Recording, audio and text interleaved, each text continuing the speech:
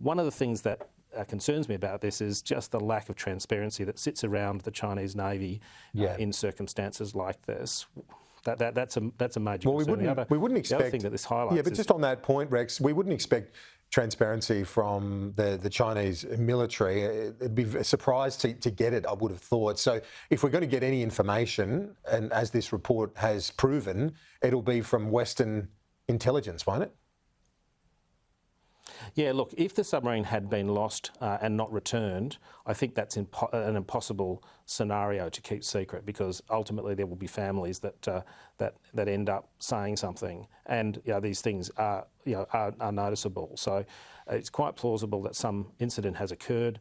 The Chinese Navy has essentially said we're not going to release any details about this. But in all of these circumstances, we've got a growing Chinese Navy.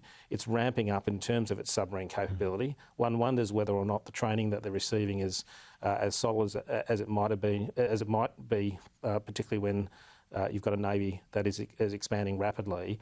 I think most countries would expect at least some form of transparency, particularly around incidents that relate to nuclear-powered submarines. So rather than being lost or missing, as you pointed out in your first answer, it was a trap and set by the Chinese Navy itself in its own territory.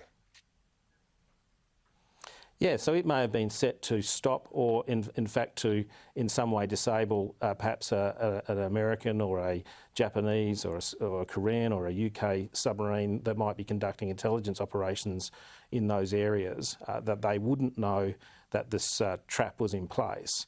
So it's surprising that the Chinese Navy ended up running into this. Now, that could be as simple as some person preparing a chart didn't mark it on the chart. There could have been a navigational error. The submarine captain or crew could have lost situational awareness. So there's a whole bunch of things, but something's definitely gone wrong that you run into your own trap.